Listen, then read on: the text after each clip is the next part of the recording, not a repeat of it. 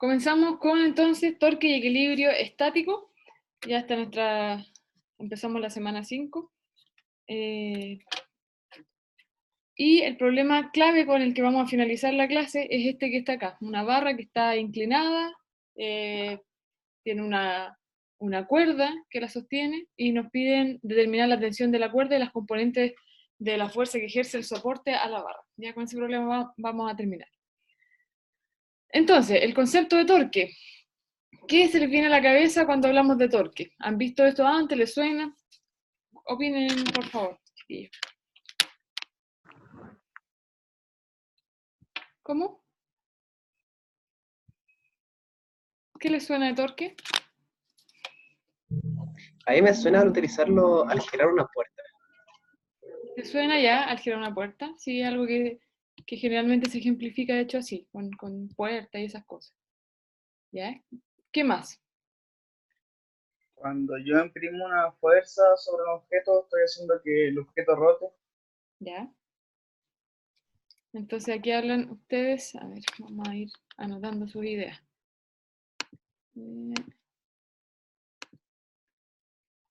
Dibujo. Entonces por ahí dicen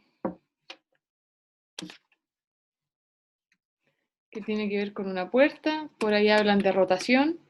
¿Alguna otra cosa que se les venga a la cabeza? En ingeniería, al torque también le llaman momento de una fuerza, momento de fuerza. ¿Ya? Nosotros el torque lo vamos a representar con la letra griega tau. Bueno, no sé si se escribe así, mejor no lo voy a dejar escrito. Pero es una letra así, o también así. Y el torque es una cantidad vectorial, ¿ya? Entonces, ¿qué es lo que nosotros vamos a entender por torque? Efectivamente, el ejemplo típico es el ejemplo de una puerta y tiene que ver con rotación. Entonces nosotros podemos decir que la fuerza F es a traslación, podemos hacer una analogía, como el torque, en español le dicen torque a esta cuestión, como el torque es a la rotación. Entonces con la fuerza logramos traslaciones y con los torques logramos rotaciones. Entonces, ¿qué es lo que vamos a entender? El torque es una cantidad física vectorial, es un vector, que mide la tendencia que tiene una fuerza para causar rotación de un cuerpo rígido. Entonces, cuando hay torque, cuando una fuerza busca o tiene la tendencia a generar rotación, no significa que vaya a generarla. Yo puedo hacer torque y no lograr una rotación, así como puedo hacer fuerza y no lograr traslaciones. Si yo empujo la pared, por ejemplo, puedo hacer mucha fuerza, pero yo no la voy a trasladar. Si no significa que la fuerza no exista. Ya la fuerza existe igual. La intención es trasladar la pared, sí, genera una traslación, pero aunque no lo consiga, la fuerza existe. Lo mismo pasa con el torque. ¿Ya? Yo puedo generar un torque y aunque no produzca rotación, igual el torque está presente. Entonces lo que dice ahí, cantidad física, vectorial, que mide la tendencia de una fuerza para causar rotación en un cuerpo rígido. Pero, ¿qué es lo que vamos a entender por cuerpo rígido? ¿Ya? Ahora ya los cuerpos no los consideramos como partículas. Hasta antes de esto, todos los cuerpos nosotros los simplificábamos y decíamos que lo consideramos como un punto, una partícula, una masa puntual.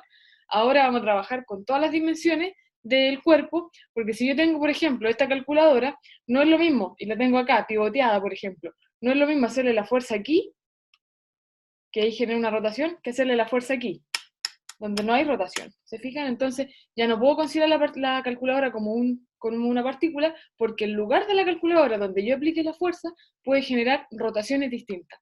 ¿Ya? Ahora, ¿qué es lo que entendemos como cuerpo rígido? Dice acá que es un cuerpo que tiene una forma y tamaño definido y que no se deforma. ¿Ya? Por ejemplo, no es que yo vaya a hacer la fuerza y la calculadora se deforme porque sea como de gelatina o de plasticina o de un material así, se fijan, ni líquido ni nada de eso. Entonces, un cuerpo que vamos a considerar que no se va a deformar ni romper. ¿Ya? Entonces, yo le hago la fuerza y no se rompe. Entonces, es más similar a la realidad, ya que no es una partícula puntual, sino que ya consideramos todas las dimensiones y longitudes del cuerpo, la forma, pero sigue siendo ideal en el sentido en que vamos a considerar que no se deforma ni se rompe. Ya, eso es lo que vamos a entender como cuerpo rígido. Chiquillos, ustedes saben que en cualquier momento pueden interrumpir y preguntar y todo eso, ¿ya? Entonces, ¿cómo se define el torque? Se define como esta cosa que está acá, ¿ya? Entonces, esto sería R. Imagínense, yo tengo un cuerpo, una barra, puede ser esto una puerta, por ejemplo, que está vista desde arriba, ya una visión superior de una puerta. Entonces, se define como R cruz F. ¿Ya? Entonces, la cuestión es, ¿qué significa esto, cierto? R cruz F. ¿Sí? Que si no hemos visto esto. Bueno, entonces vamos a tener que hacer un paréntesis primero para poder entender bien qué es lo que significa esta operación. Y para eso vamos a hacer una cápsula, un paréntesis sobre producto cruz o producto vectorial. ¿Ya? Porque hasta ahora nosotros habíamos visto que la multiplicación de vectores podía ser a través de un producto punto, que lo vimos en trabajo, o un producto cruz.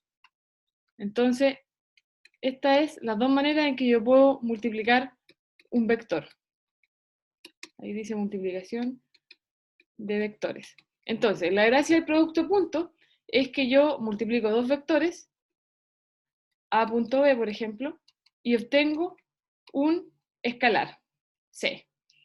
En cambio, en el producto cruz, yo digo a cruz b, y así se dice, a cruz b, y obtengo otro vector, por ejemplo, un vector d. Entonces, el producto cruz es la multiplicación entre dos vectores cuyo resultado es un vector, otro vector distinto. Ya, entonces eso se lo voy a escribir para que quede plasmado acá. A ver. Entonces, es una...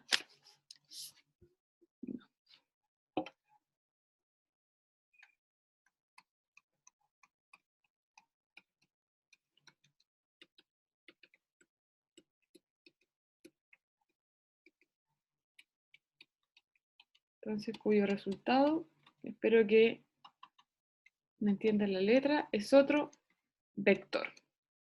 Entonces, A cruz B, tengo un vector C. Ahora, este vector C es perpendicular al plano formado por A y B.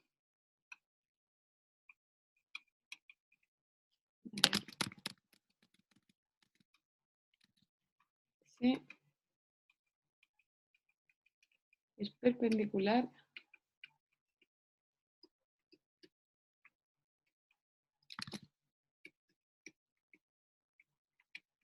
¿Qué significa esto?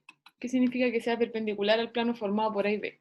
Que si yo tengo, por ejemplo, voy a tratar de dibujar aquí en perspectiva, si este es el vector A, y acá tengo un vector B, estos forman un plano, entonces el vector C va a ser perpendicular a A y va a ser perpendicular a B. Ese es el vector C. Entonces, aquí es perpendicular acá y es perpendicular acá. No sé si se lo logran imaginar. Entonces, esto en el fondo está formando un plano.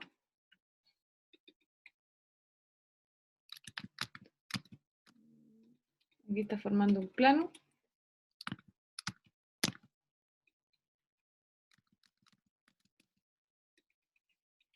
Algo así. Estos forman un plano. Y este plano tiene líneas cierto perpendiculares a él y resulta que el producto cruz, el vector que resulta, tiene dirección perpendicular a este plano que forman los dos vectores A y B. Ahora, el área de este paralelogramo que se forma, el área de este paralelogramo, paralelogramo, sí, paralelogramo, es la magnitud del producto cruz. Es la magnitud de A cruz B.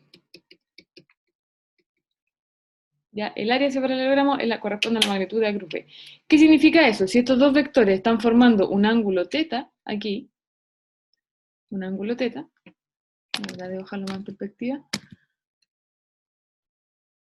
Bueno, algo así. El ángulo θ, ¿cómo sería el área de este paralelogramo? En el fondo, este es un paralelogramo formado por A y B, dos de los lados del paralelogramo son A y B, yo proyecto A aquí, proyecto B aquí y me forma ese paralelogramo. Y resulta que el área de ese paralelogramo es la magnitud del producto cruz de A cruz B. ¿Qué significa eso? Que la magnitud de A cruz B, eso es el área del paralelogramo. ¿Y cómo calculamos el área de ese paralelogramo? ¿Se acuerdan de eso?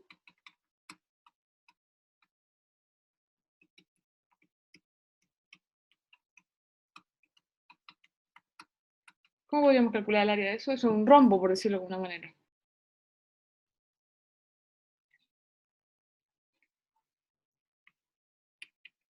¿Se acuerdan? El área en paralelogramo de esta forma sería la multiplicación de cada lado, que corresponde a las magnitudes del vector A por la magnitud B, y por el seno del ángulo que hay aquí, el ángulo θ. Y esta es la manera entonces de calcular la magnitud de un producto cruz. El módulo de A por el módulo de B por el seno del ángulo. ¿Alguna duda hasta ahí?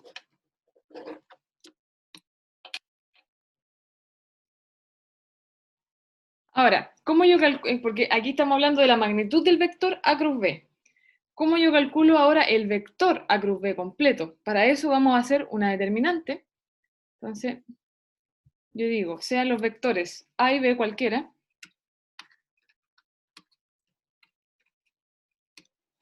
un vector A que tiene una componente en X, una componente en Y y una componente en Z, y el vector B también, Bx, Bi y Bz. Entonces, el vector, al hacer el producto cruz, y yo quiero obtener el vector resultante, voy a hacer una matriz de 3 por 3. Y en esta matriz de 3 por 3, en la primera fila voy a poner los vectores unitarios axiales, o los vectores unitarios de los ejes coordenados, Itongo, Jotatongo y Katongo. En la segunda fila voy a poner las componentes del primer vector que estoy multiplicando. Entonces serían AX, AI, AZ. Y en la tercera fila pongo las componentes del segundo vector, que en este caso sería B. Bx, Bi y Bz. Y entonces el producto cruz va a ser el determinante de esta matriz. Ahora, ¿cómo obtenemos el determinante de una matriz? Hay varias maneras, está un método que se llama de Cramer o algo así. Hay, bueno, que es repetir dos columnas y hacer unas cosas cruzadas.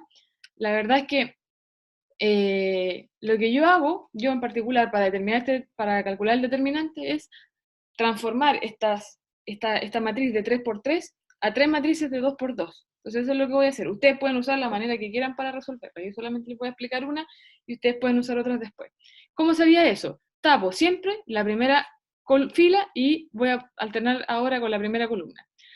Entonces tapo la primera fila y la primera columna. Me quedan estos 4 que están acá. Entonces esa matriz me queda chiquitita, una matriz de 2 por 2, que sería AI, AZ, BI, BZ. ¿Y cuál es lo que queda aquí como nodo en intersección entre la primera fila y la primera columna? Unitongo. Ahora, después cuando yo desarrollo una matriz, saco un determinante, siempre estos se alternan los signos. Entonces este me queda con un signo positivo, después viene un negativo, y después viene un positivo, y si fuesen matrices más grandes sería positivo, negativo, y así. Ahora nosotros no nos vamos a poner a determinar eso exacto porque es así. Bueno, la segunda parte, sigo tapando la primera fila, y ahora borro la segunda columna. Y con eso me quedan estos cuatro números estos 4 valores que tengo acá y que va a ser mi siguiente matriz de 2 por 2, donde está libre el AX, AZ, BX, BZ. ¿Y qué es lo que quedó acá? El J-tongo. Entonces eso va con un J-tongo. Luego viene un más, porque acuérdense que eso se alterna. Y ahora tapamos la tercera columna, donde está el K-tongo. Y me quedan estos 4 que están aquí. Serían AX, AI, BX, BI. Y con el que queda acá en la intersección sería el K-tongo. Y ahí entonces tenemos la matriz de 3 por 3 la transformada en 3 matrices de 2 por 2. Luego, ¿cómo resolvemos esta matriz de 2 por 2? Bueno, multiplicamos cruzado. Este por este, menos este por este. Este por este, menos este por este. Este por este, menos este por este. ¿Sí? Y eso es lo que voy a expresar ahora, y me voy a tomar un poquito más de espacio porque aquí esta cosa se va a alargar. Y nos va a quedar ahí por BZ menos S por S, AZ, qué feo eso, AZ, ay, me equivoco, aquí me equivoqué, tienen que ir corrigiéndome si me equivoco porque aquí este era un BZ. Es muy fácil confundirse, por BI. Y esto con Itongo. Y ahí tengo entonces desarrollada la primera matriz de 2 por 2. Voy ahora a la siguiente. Esta de acá me queda AX, S por S, AX, BZ, menos AZ, BX. AZ, BX. Y eso con J tongo. Y la tercera matriz de 2 por 2 sería BX, perdón, AX, BI, menos S por S, AI, BX. Y eso en K-tongo.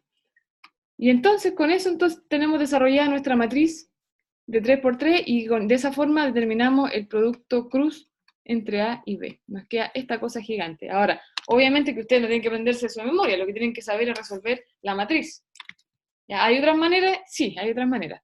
Pero si se fijan, acá yo tengo abierto el vector A cruz B, me queda una parte que tiene una componente en I-tongo, una en J-tongo y la otra en K-tongo. Entonces ahí nos queda un vector y no un escalar como en el producto punto.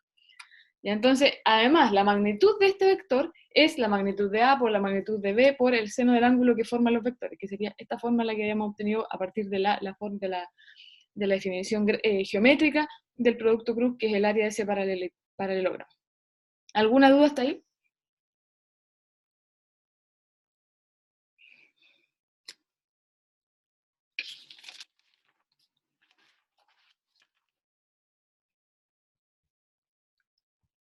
Ahora, ¿cómo yo puedo determinar exactamente la dirección de un producto cruz usando lo que conocemos como la regla de la mano derecha? También hay varias maneras de entender la regla de la mano derecha. Yo les voy a explicar una regla de la mano derecha, una manera. Primero, pongan atención aquí, aunque sean los que son zurdos, más atención todavía, porque generalmente los zurdos se equivocan con esto, porque usan la mano izquierda, que es una tendencia natural. ¿Ya? Pero la regla de la mano derecha es porque tienen que usar la mano derecha, ¿ya? Aunque sea redundante. Entonces, imagínense dos vectores. Voy a dejar de compartir para que puedan ver mejor. Y puedan ver ahí. Entonces, vista en galería. Ya. Entonces, imagínense que yo tengo dos vectores. Ustedes avísenme si ven esto derecho. Las letras están bien porque yo lo veo en la pantalla al revés. Entonces, ¿se ve bien eso? La letra B, por ejemplo, ¿no se ve chueca al revés? Como en un espejo. No, están bien. Sí, se ve bien. Ya, va. Entonces, ¿cómo usamos la regla de la mano derecha? Primero, yo tengo dos vectores A y B, forman un ángulo teta. Ustedes, incluso chiquillos, yo cuando esto lo hago en clase de manera presencial, hago que todos los estudiantes en su cuaderno justamente dibujen un vector A y un vector B. ¿Por qué?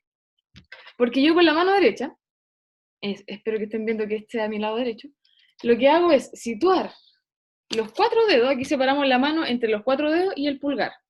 ¿Ya? Entonces, yo oriento los cuatro dedos de la mano, estos cuatro dedos, en la dirección del primer vector que estoy haciendo el producto cruz. En este caso sería el vector A. Entonces yo digo, ya, voy a poner los dedos en la dirección de A, así. Entonces puede ser así. Lo importante es que la punta de los dedos vayan en la misma dirección de la punta de la flecha. Por lo tanto, pueden estar así, también están en la punta de la flecha, pueden estar así, o pueden estar así. ¿Se fijan? Entonces, depende. En cualquier caso, estoy siguiendo la regla de manera correcta. Ya insisto, la punta de los dedos tienen que ir en la punta de la flecha. Lo que hago después es doblar los dedos, ¿ya? Doblar los dedos, en el fondo, articular los dedos en la dirección del siguiente vector, en este caso, hacia B. ¿Ya? Ahora, ¿cómo vamos a cruzar, cómo vamos a articular los dedos? Lo vamos a articular de la manera natural, biológicamente natural en que se doblan los dedos. O sea, a mí me da lo mismo si ustedes doblan los dedos para atrás. La manera natural de doblar los dedos es hacia la palma. Entonces yo voy a doblar los dedos hacia la palma, no hacia atrás, aunque pueda. Ya tiene que ser la manera natural. Entonces, si yo estoy en el vector A, así por ejemplo, ahí orienté los cuatro dedos para allá y quiero doblarlos hacia B, entonces no puedo porque no estoy doblando los dedos hacia la palma. Si estoy así, tampoco porque estaría doblando los dedos para atrás, no hacia la palma. Entonces hay que buscar la manera en cómo yo oriento los dedos, en este caso sería así. Porque cuando yo inclino los dedos hacia B, entonces ahí estoy doblando hacia el vector que tengo que ser el producto cruz, y además me queda en la dirección natural de giro hacia la palma de la mano. Entonces digo A cruz B, y fíjense que el pulgar me queda hacia afuera. A cruz B y me queda el pulgar hacia afuera. Por lo tanto, el vector A cruz B es perpendicular al plano del cuaderno en este caso, e iría hacia afuera. Entonces, el vector C, que corresponde a cruz B, va hacia afuera. Y ese es el producto cruz. Esa es la regla de la mano derecha. Ahora, si yo pongo esto así, por ejemplo, en este plano, yo digo A cruz B y me queda el pulgar hacia arriba, en este caso. Si lo pongo así, el cuaderno horizontal, digo A cruz B y me queda el pulgar hacia arriba. Ahora, ¿qué pasa si digo B cruz A? Si hago al revés, veamos si esta cuestión es conmutativa. ¿Ya? Desde la magnitud no habría problema, porque si de la magnitud tengo la magnitud de B por la magnitud de A, que son números, ¿cierto? Por el seno del ángulo, que sigue siendo el mismo, por lo tanto la magnitud va a ser la misma. Pero ¿qué pasa con la dirección? Si yo digo B cruz A y quiero hacer el producto cruz al revés, entonces pongo los 4 dedos en dirección de B, que sería acá, no puedo doblar los dedos para atrás, entonces ¿qué hago? Doy vuelta a la mano. Y digo B cruz A, y me queda el pulgar para adentro, para el otro lado. Si lo pongo cuaderno horizontal, digo B cruz A y me queda el pulgar hacia abajo. Y A cruz B es hacia arriba. Entonces, si se fijan, la dirección no es la misma. Por lo tanto, el producto cruz no es conmutativo. Ya incluso se habla de que es anticonmutativo. Yo no sé si matemáticamente esa cuestión exista, pero en el fondo, ¿qué es lo que nos damos cuenta? Que el vector A cruz B tiene dirección contraria al vector B cruz A. B cruz A. ¿Sí? Las magnitudes son las mismas. A cruz B es la misma magnitud que B cruz A, pero la dirección es distinta, por lo tanto el producto cruz no es conmutativo como si lo es el producto punto. ¿Alguna duda de la regla de la mano derecha? Pregunten ahora, por favor. Ojalá, chiquillos, lo estén haciendo ustedes, porque una cosa es que ustedes lo miren y lo entiendan como otra persona lo hace, y otra cosa es que lo hagan ustedes. Entonces, si tienen en su casa un cuaderno, supongo que sí, que están tomando notas, entonces hagan el ejercicio de hacer A cruz B y B cruz A. Y ahí esto lo van a usar harto, no lo vamos a usar ahora en torque, lo van a usar después el próximo semestre en 120 cuando vean fuerza magnética, lo vamos a usar en momentum angular también a final de este semestre, entonces es algo que se va a seguir utilizando, ¿ya? Y pasa muchas veces que hay gente que me dice, profe, no me sale para el otro lado, y yo digo, a ver, ¿cómo lo estás haciendo? Y lo hacen con la mano izquierda. Entonces, yo se los digo desde la experiencia que esta cuestión se equivocan con la regla de la mano derecha. ¿Ya? Entonces, eso, dudas hasta ahí.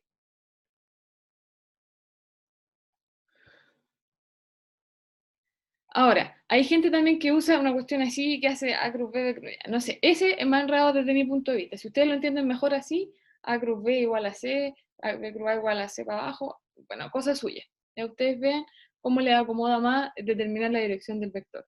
¿Qué es lo que vamos a ver para terminar el producto cruz entre vectores?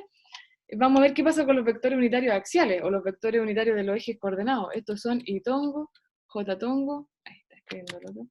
I tongo, J tongo y K tongo. Estos son los vectores unitarios axiales. Axial viene de la palabra eje, en latín, creo. O también de los ejes coordenados.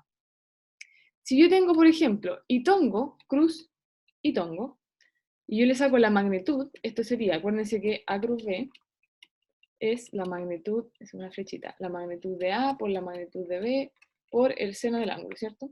Entonces, si tengo I tongo, cruz, I tongo, va a ser la magnitud de I tongo por la magnitud de I tongo por el seno del ángulo.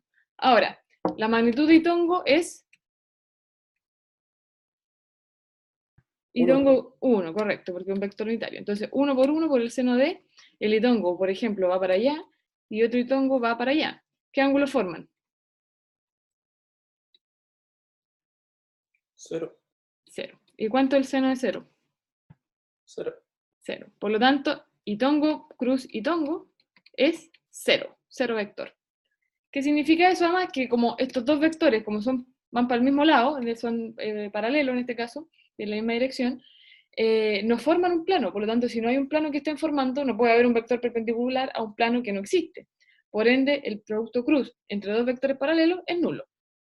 Pero ¿qué pasa si yo tengo I tongo cruz? Bueno, y esto lo podemos extrapolar, pues lo podemos extrapolar a J tongo cruz J tongo, me va a dar 0 vector, y K tongo cruz K tongo también me va a dar 0 vector. Y ahí le pongo vector aquí arriba al 0, porque el I tongo, cuando yo tengo un producto cruz, el resultado tiene que ser un vector. Si yo pongo I tongo cruz I tongo igual a 0, estoy diciendo que esto es un escalar. Es una sutileza, digamos, desde el punto de vista más formal, ya para no cometer errores formales de ese tipo. Pero ¿qué pasa si yo tengo, si tengo y tongo, cruz, j tongo. Si tengo y tongo, cruz, j tongo, voy a tener la magnitud de esto. La magnitud de y tongo, la magnitud de j tongo y el seno del ángulo. Ya sabemos que la magnitud de y tongo es 1 porque es un vector unitario, j tongo también. ¿Y qué ángulo hay entre y tongo y j tongo? 90. Ahí tengo y tongo, acá tengo j tongo, entonces el ángulo es 90. Y el seno de 90 es 1, ¿cierto? Por lo tanto, y tongo, cruz y tongo, perdón, y tongo, cruz, j tongo, me da otro vector unitario, porque también tiene magnitud 1. 1 por 1, 1, ¿cierto? Ahora, ¿en qué dirección va a ir esto? Allí yo puedo decir, bueno, voy a dibujar el plano XY. Voy a hacer aquí un plano aquí.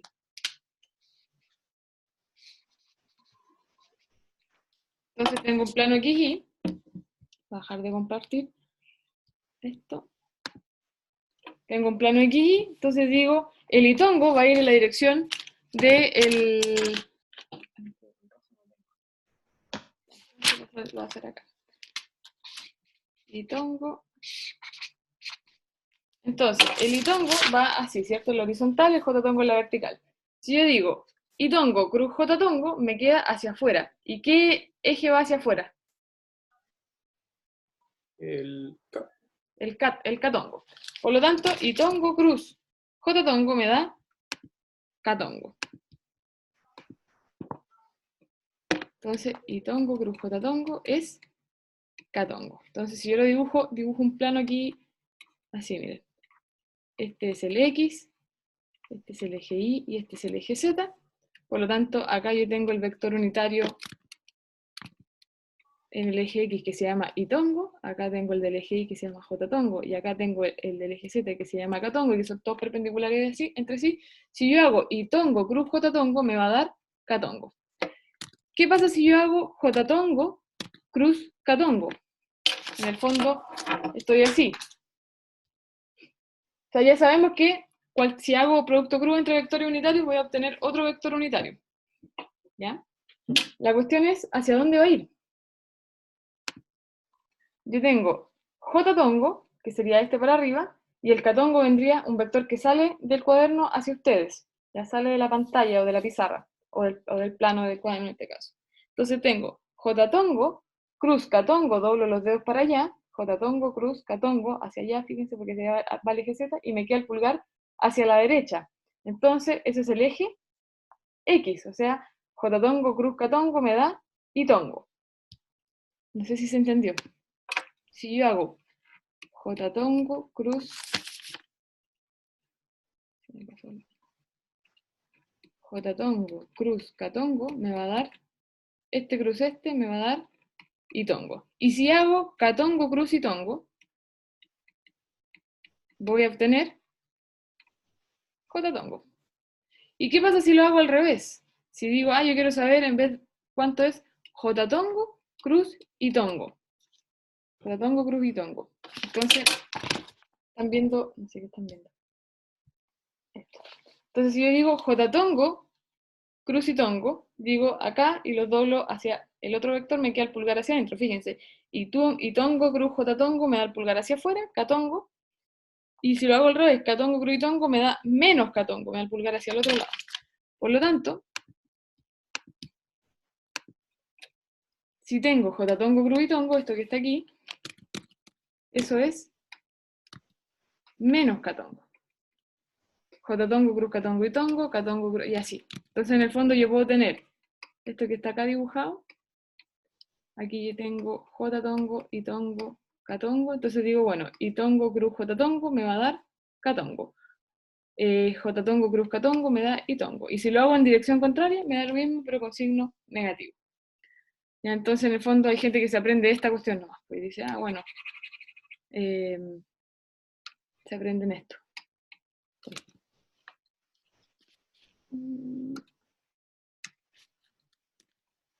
Dicen I, J, K. Y hacen este ciclo. Entonces, si lo hago en esta dirección, va al vector siguiente. Si lo hago en dirección horario, me da el vector en negativo. Entonces esa es la multiplicación de los vectores unitarios axiales. ¿Dudas hasta ahí?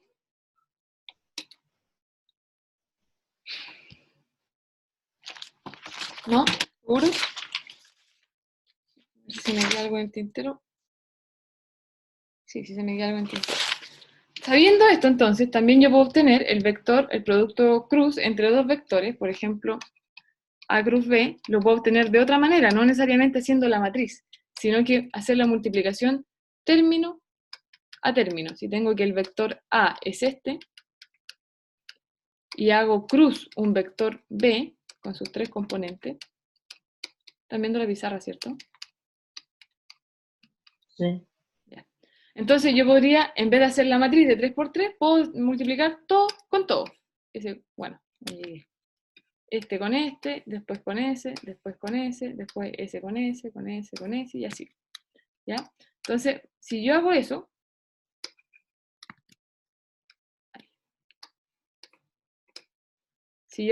vamos a tener una cosa así. Esto va a quedar un poco grande. Entonces digo, A cruz B va a ser igual a X, ese con ese primero, a X de X y tongo cruz y tongo, más a X BI y tongo cruz J tongo, más a X de Z y tongo cruz K tongo. Y ahí tengo el AX multiplicado con los tres términos. Después me paso para el otro lado. Ahí, es decir, este con este. Ahí BX y J tongo cruz y tongo. Y así sucesivamente. ¿Ya? Fíjense que aquí este y tongo cruz y tongo son paralelos, entonces esta parte es 0. Aquí me va a quedar que esto es AX BI y tengo y tongo cruz J tongo y esto es K tongo. Acá tengo AX BZ y tongo cruz K tongo y tongo cruz K tongo, ¿qué es? Veamos. Y tongo cruz K tongo va a ser menos J tongo. Entonces esto es por menos J tongo.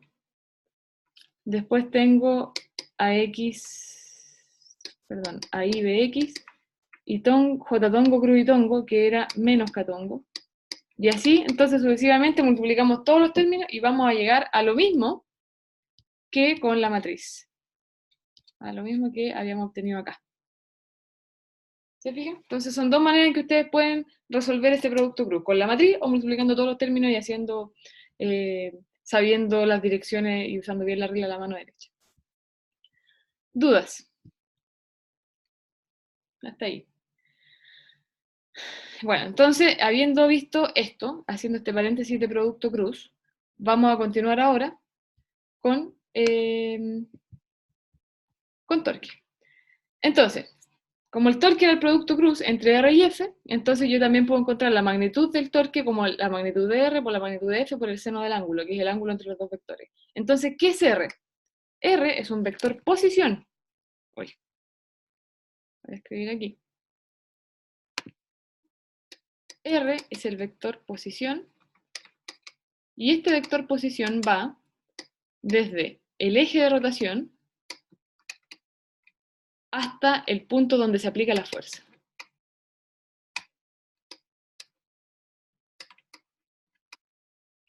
Hasta el punto de aplicación de la fuerza F. Entonces, si yo tengo esta barra que está girando en este punto O, entonces el vector R, el vector posición, va a ir desde el eje de rotación, que sería este, hasta el punto donde está actuando la fuerza. Siempre en esa dirección, desde el eje de rotación hasta el punto donde actúa la fuerza. ¿Ya? Y F es el vector fuerza. Ese es fácil, ya lo conocen. Por lo tanto, cuando yo hago la regla a la mano derecha, sería R, este vector R cruz F, para saber la dirección del torque tau, en este caso. Y la magnitud entonces iría como la magnitud de R por la magnitud de F por el seno del ángulo. Y aquí es importante que cuando tengan que usar la regla de la mano derecha, hagan R cruz F y no F cruz R, porque acuérdense que el producto cruz no es conmutativo. ¿Ya? ¿Qué unidad de medida va a tener el torque? Veamos. Tenemos que entonces tau es R por F por seno del ángulo. R es una distancia, por lo tanto va en metros para la unidad del sistema internacional. Entonces va a ser va a estar en metros, la fuerza va a estar en newtons para el sistema internacional, y el seno del ángulo es una función, ¿ya? No es una cantidad física, por lo tanto esto es adimensional. Así que la unidad de torque es newton por metro, y ya está. Esto es para el sistema internacional. ¿A qué le suena esto? ¿Le suena de algo newton por metro? Los julitos. Los julitos, los joules, ¿cierto? Fíjense que coincide la unidad de torque con la unidad de trabajo y la unidad de energía. Pero son cosas distintas, ¿ya? No tienen ninguna relación en sí, en términos de que solamente coinciden con la unidad de medida. Pero justamente para diferenciar la unidad de torque con la unidad de trabajo y de energía, es que en energía y trabajo esto se le llama joule, o joule, o julio, o julito, ¿sí? Y en torque no se le llama de ninguna forma, solamente le vamos a decir newton por metro. Y así vamos a saber de qué estamos hablando. ¿Ya? Entonces la unidad va a ser newton por metro. Ahora, la dirección del torque, como les explicaba, yo tengo el vector R. Cuando yo quiero hacer la regla de la mano derecha, tengo que situar los dos vectores desde el mismo punto, que es lo que yo dibujé acá. ¿Se fijan? No está uno a continuación del otro, están los dos desde el mismo origen, colita con colita. Entonces tengo el vector R, lo está desplazado aquí, tenemos el vector F desplazado al origen de R, y usando la regla de la mano derecha, yo digo, bueno, R cruz F, me queda un vector hacia afuera. Ahora, ¿cómo yo represento ese torque que apunta hacia afuera? Lo representamos de esta manera, porque yo no voy a dibujar una flecha hacia afuera. ¿Cómo voy a dibujar una flecha hacia afuera? Entonces, yo digo, bueno, si nosotros imaginamos una flecha como, voy a tratar de dibujar una flecha así, como una flecha medieval, ya, esto es un cono, en el fondo. Si yo tengo una flecha, imagínense que ustedes les disparan una flecha. Les disparan una flecha y la flecha viene directamente a su cabeza. Entonces lo que ustedes van a ver va a ser el contorno de esta flecha y un punto que va a ser la punta de la flecha. Entonces, cuando ustedes tengan un vector que viene saliendo de la pantalla, saliendo del papel, del cuaderno, de la pizarra, lo que sea, y viene derechito hacia ustedes, entonces yo represento ese vector con una flecha que sería esto. Un círculo y un punto. Eso es un vector que sale de la pantalla o de la pizarra. ¿Ya? Al contrario, si son ustedes los que están disparando la flecha, entonces ustedes van a ver el poto de la flecha. Entonces van a ver una cruz y también van a ver el contorno de la punta de la flecha. Por lo tanto, un vector que entra a la pizarra se representa de esa manera. ¿Ya? Entonces esto sería un vector que sale de la pantalla, de la pizarra, del cuaderno, y este sería un vector que entra hacia adentro, entonces este sería un vector hacia afuera y este sería un vector hacia adentro. ¿Ya? Y esa es la manera en que nosotros vamos a representar los vectores perpendiculares a las pantallas o las pizarras que estamos usando. ¿Dudas de eso?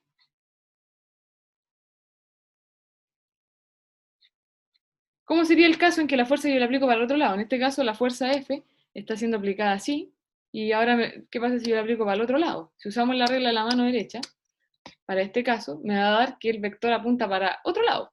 Entonces, en este caso, para esta situación,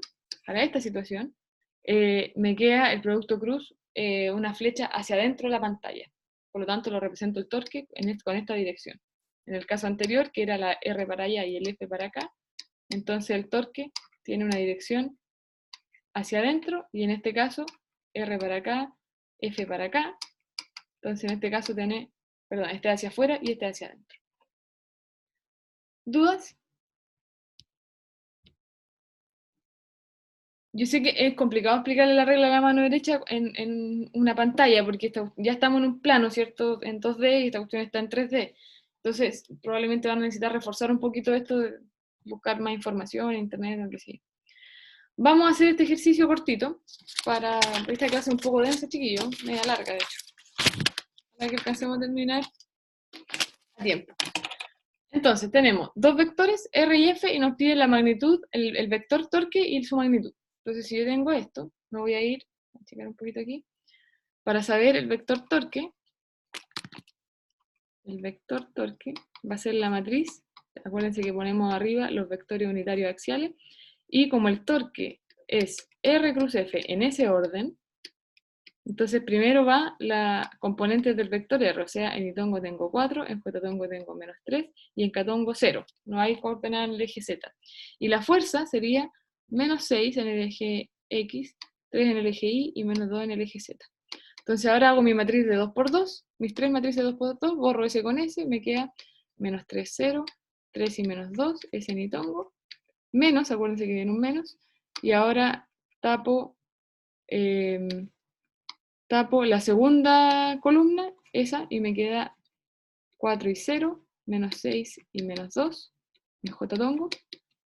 Y ahora, finalmente, tapamos la tercera columna, y me queda 4 y menos 3. Ustedes corríjanme si me equivoco en algo, que me puede pasar eso, obviamente. Y llegamos a tres matrices de 2 por 2. Resolvemos esto y nos queda menos 3, voy a hacer todo el proceso, menos 3 por menos 2, menos 0 por 3, en Itongo, menos, acá tengo 4 por menos 2, menos 0 por menos 6, en Jotatongo, y finalmente tengo 4 por 3, menos 3 por menos 6, en Catongo. Y eso, bueno, esto es 0, obviamente, bajarlo así nomás, y nos quedaría menos 3 por menos 2 es 6, entonces quedaría 6 Itongo, menos, acá este también nos da 0, 4 por menos 2, menos 8, y con ese menos más, entonces más 8 Jotatongo, y acá tengo 4 por 3, esto es 12, menos 3, bueno, menos 3 por menos 6 serían menos 18, o sea, 12 menos 18, me queda menos 6. Menos 6, lo voy a borrar. Menos 6 Catongo. ¿Y en qué unidades? Torque, Newton por metro. Ese sería el vector torque. 6 Tongo, 8 Jotatongo, menos 6 Catongo. Y luego me piden la magnitud de eso. Bueno, ¿cómo calculamos la magnitud del torque? Tengo dos opciones. O digo la magnitud de R por la magnitud de F por el seno del ángulo, o sacamos la magnitud de este vector. En este caso nosotros no sabemos qué ángulo forma, por lo tanto vamos a usar la otra manera. Voy a darme un espacio aquí. Ahí. Entonces la magnitud del torque va a ser la magnitud de R por la magnitud de F. Ah, no, por nada que ver. Vamos a sacar la magnitud del vector nomás. Más fácil. Sería la raíz de 6 al cuadrado más 8 al cuadrado más menos 6 al cuadrado. Y ahí saco la magnitud del torque, que también lo podemos escribir simplemente así. Y eso me da raíz de 136. Igual lo pueden corroborar, que es aproximadamente 11,7 newton por metro.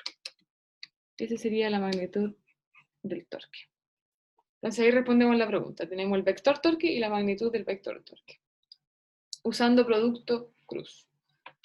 ¿Dudas hasta ahí?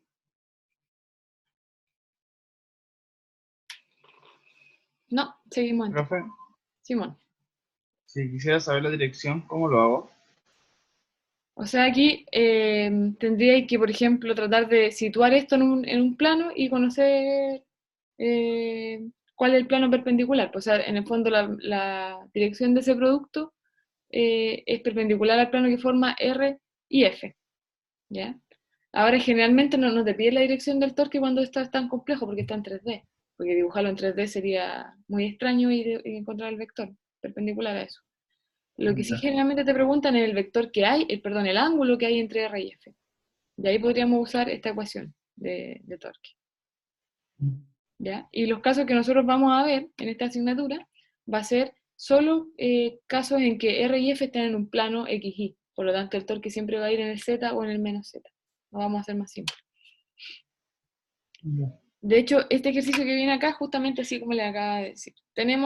Dice, una persona aplica una fuerza de igual magnitud de 50 newton en tres casos mostrados. La puerta mide 80 centímetros, 0,8 metros, desde el eje de giro. O sea, en el fondo, esto es una puerta vista desde arriba, ¿ya?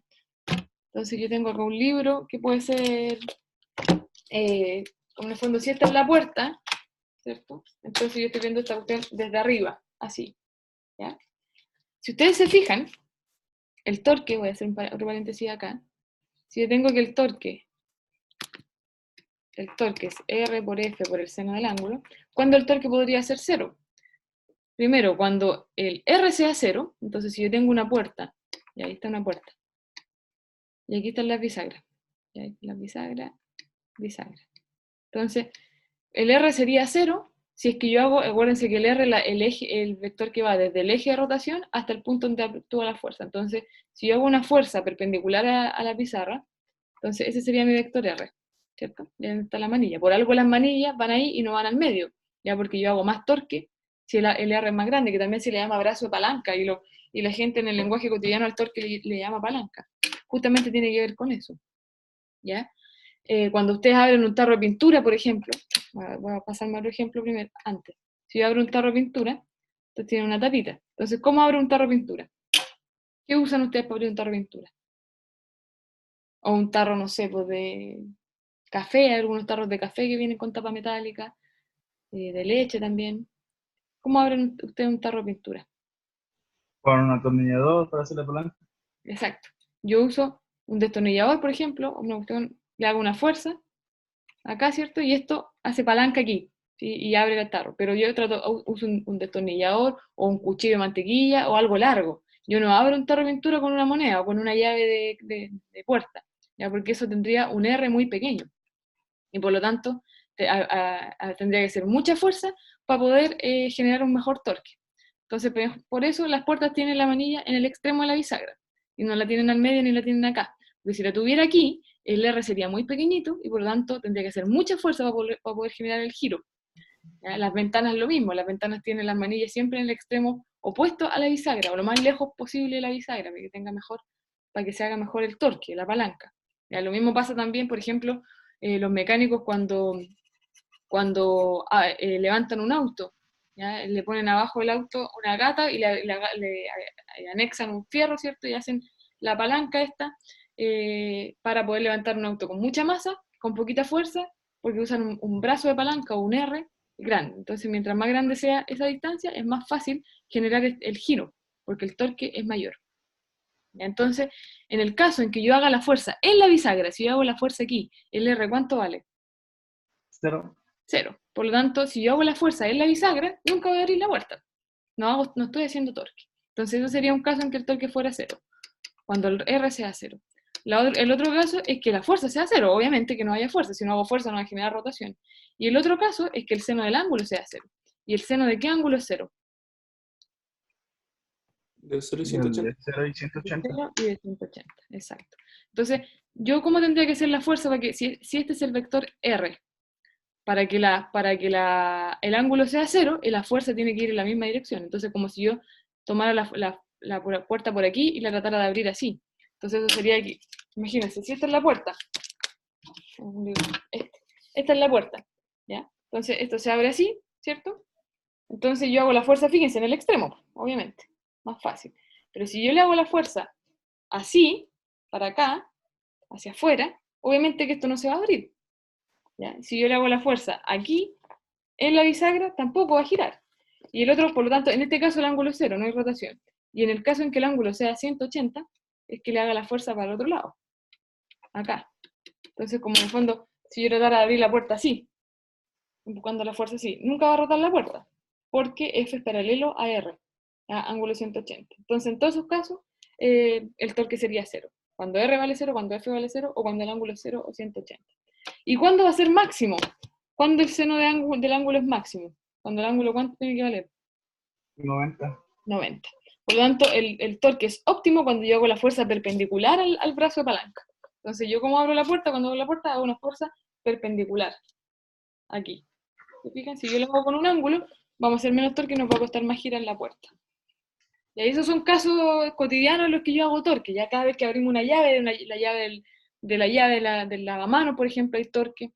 A veces hay llaves de jardín porque les falta como esta cuestión para girar, y entonces, ¿qué hace uno para abrir la llave? Si no la puede abrir así a dedo pelado, ¿qué hace habitualmente la gente cuando no puede abrir una llave? Le coloco un ferrito para alargarlo. La coloca un fierrito o agarra un alicate, por ejemplo. Entonces agarra un alicate y con eso hace palanca. En el fondo lo que está haciendo es aumentar el R. ¿Ya? Todo eso entonces son caso para optimizar el torque aumentando el brazo de palanca. Y así muchas aplicaciones. Los dentistas, el torque cuando nos sacan las muelas. De hecho, una vez tuve que hacer clase de odontología, a estudiante de odontología, y tenía justamente que explicar el torque para que los gallos no tuvieran que hacer mucha fuerza y usaran bien, digamos, las herramientas. Pero en un montón de cosas, el mismo destornillador, los alicates, las llaves francesas, inglesas, todas esas cosas aplican torque. Ya entonces es una cuestión sumamente útil y cotidiana, y que la gente lo sabe muchas veces por intuición, pero esta es la física que hay detrás de eso, ya va a entender un poco qué es lo que está pasando. Volvemos entonces ahora al ejercicio. Si alguien tiene algún comentario que hacer respecto a esto. Profe, una consulta. Matías. ¿Qué pasaría si es que el torque es negativo? Pues, ¿qué vendría representando? O sea, lo que pasa es que, mira, O sea, pero- cuando yo, es que para que sea negativo, primero estos números son magnitudes, por lo tanto siempre van a ser negativos, ¿ya? Y cuando uso el seno del ángulo, ¿el seno de qué ángulo tendría que ser negativo? Si yo tengo, por ejemplo, R y F, yo siempre voy a usar el ángulo más pequeño. Para la definición de producto cruz es que uso el ángulo más pequeño entre R y F, y el ángulo más pequeño entre R y F sería S, teta, y no este. Si tú usas este, aquí te daría negativo, ¿cachai? Un seno de un ángulo negativo. Pero siempre voy a usar el ángulo más pequeño que puedan formar, en ese caso sería este teta. Por lo tanto, ese seno siempre te va a dar positivo. Así que un torque negativo sería en el caso en que la dirección sea negativa. ¿Cachai? Por ejemplo, que vaya en el menos z, ahí sería menos 4 newton por metro, por ejemplo. Ese menos significa nos representaría la dirección. Pero la magnitud del torque, esta magnitud siempre nos va a dar positiva. ¿Se entiende, Matías? Sí, muchas gracias, profe. ¿Alguna otra pregunta? Ya, veamos el ejercicio. Dice, una persona aplica una fuerza de igual magnitud de 50 newton en 3 casos mostrados. La puerta mide 0,8 metros y nos piden el torque producido por cada una de las fuerzas, la magnitud y la dirección. Entonces, voy a tomarme un espacio aquí. A lo mejor voy a usar aquí este mismo. Voy a borrar esto.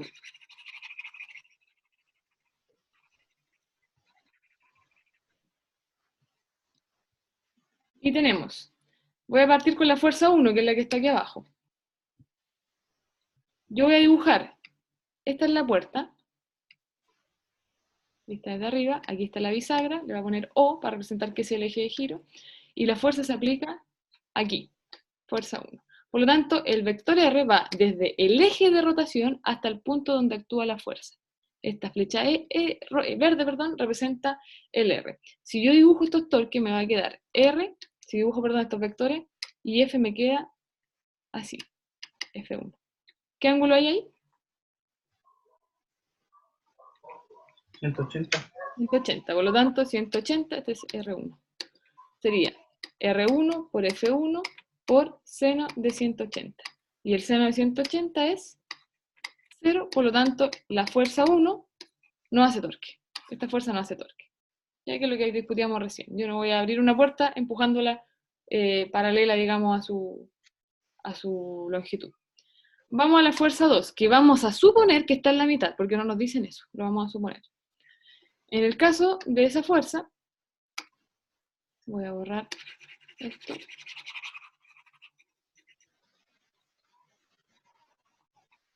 Es conveniente aquí, chiquillos, que ustedes dibujen el cuerpo siempre para identificar, ¡ay, que me quedó feo! Para identificar bien las direcciones. Entonces, esta es la puerta, aquí está la bisagra. Entonces la fuerza F2 está actuando aquí en la mitad, estoy suponiendo que actúa en la mitad, así, F2. Y entonces el vector R, vamos a suponer que la puerta es muy delgadita, va desde el eje de rotación hasta el punto donde actúa la fuerza. Ese es el vector R2. Si yo ahora sitúo, y aquí hay 120 grados, ya que está pésimamente ahí, pero vamos a suponer que es ese. Tengo R2 así, y F2 así. Entonces el ángulo 120 también se me va a repetir aquí. Por lo tanto, el torque 2 va a ser R2 por F2 por el seno de 120. Y R2 valía la mitad de la puerta, 0,4, la fuerza eran de 50 newton, y el seno de 120 es... ¿Cuánto es el seno de 120? 217,3 el torque. El torque 2 nos da 17,3 ¿qué? Newton por metro. Newton por metro. Listo. Y el tercer torque, el de 135. Ah, bueno, pero nos pide la dirección también, pues en el caso anterior era 0. Ya, pues veamos la dirección. Si yo hago R2 cruz F2, con la mano derecha, ustedes pueden ahora hacerlo con la pantalla que es la que están observando. Si yo lo hago, me queda un vector hacia mí, hacia afuera. O sea, la dirección del torque es esta. Así lo dibujo. Entonces digo, la magnitud es 17,3 y la dirección es hacia afuera. Entonces dibujo simplemente una circunferencia con un puntito. Y digo, la dirección de este torque es esta. ¿Les da a ustedes que da hacia afuera, no? ¿O da hacia adentro? Hagan el producto cruz, la regla a la mano derecha de R2 cruz F2, con la pantalla de su computador, o de su celular, o tableta, lo que sea que estén usando.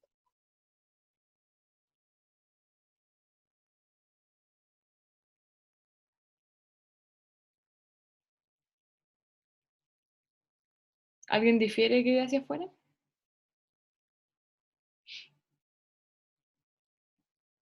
Ya, pasamos entonces al torque 3. Borro.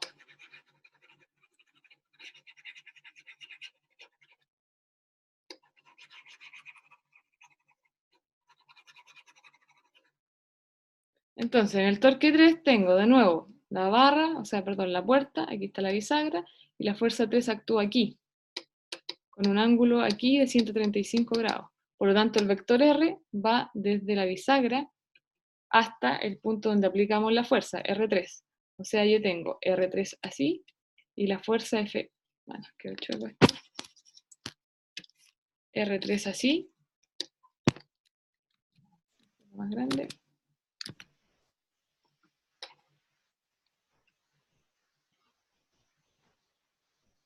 Este es R3, y F3 iría así. Bueno, algo así, F3. Y aquí hay los mismos 135 grados. Por lo tanto, el torque 3 va a ser R3 por F3 por el seno de 135. 0,8 metros medía esto, 50 newton y seno de 135. ¿Cuánto les da el torque 3? 28,2.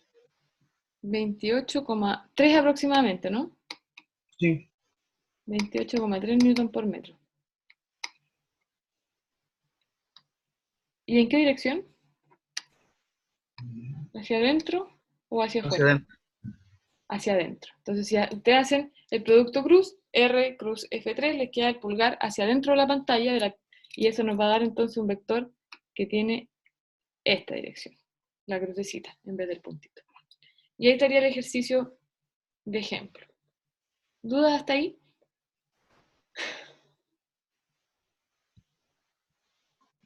¿Dudas?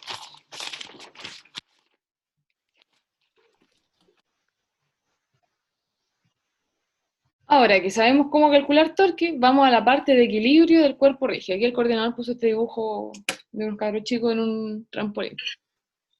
Ya, equilibrio del cuerpo rígido. ¿Cómo vamos a analizar esto? Bueno, si esto está en equilibrio traslacional, nosotros vamos a hablar ahora de equilibrio traslacional y equilibrio rotacional. Entonces, el equilibrio traslacional va a ser cuando va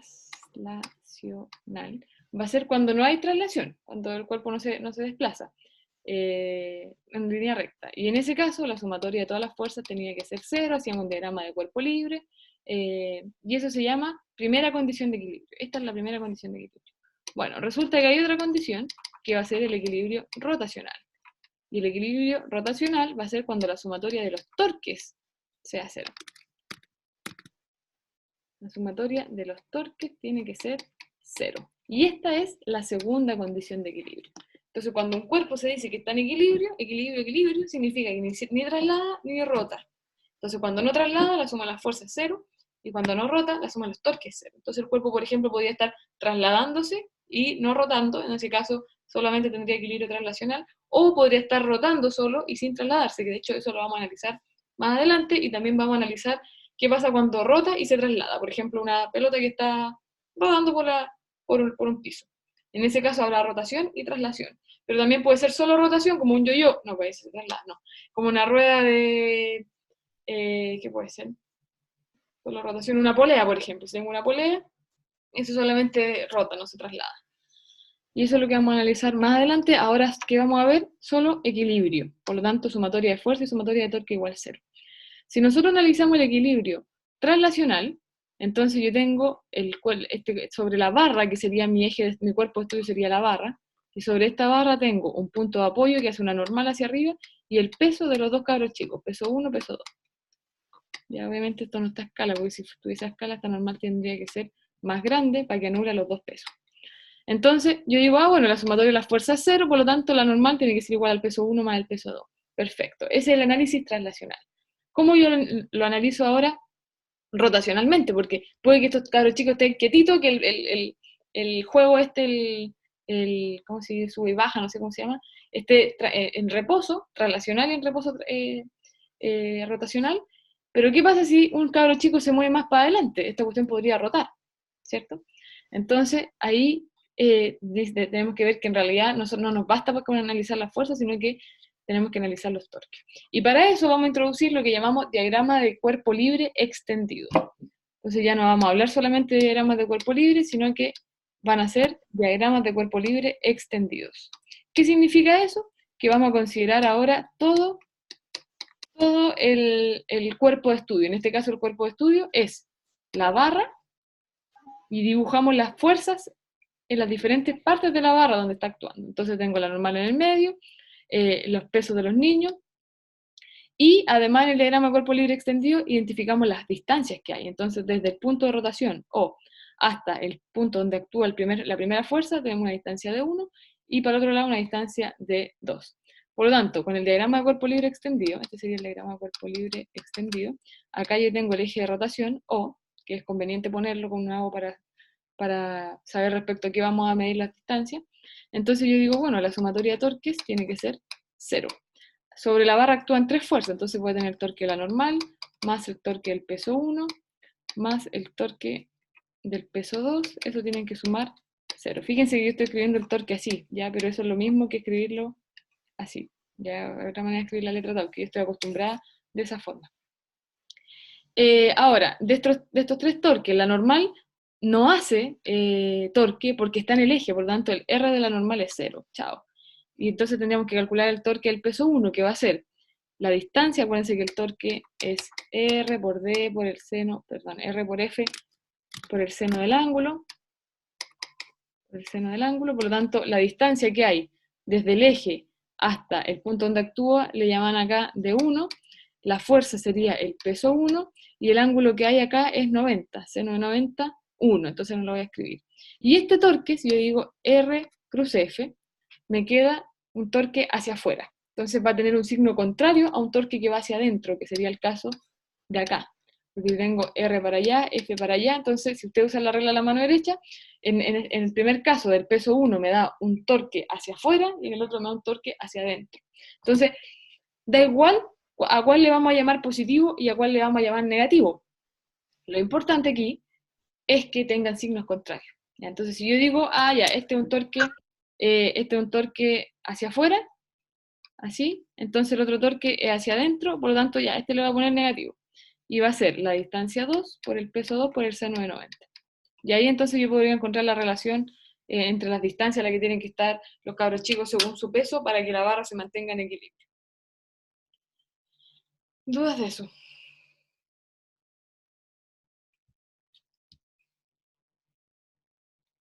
Veamos este otro ejemplo. Dice, tenemos dos masas sostenidas por una barra rígida de largo L, masa despreciable, y nos preguntan, ¿dónde tengo que poner el pivote o el punto de apoyo para que este sistema se encuentre en equilibrio? ¿Ya? Pero antes de resolver este problema, vamos a ver los pasos para modelar este tipo de situaciones.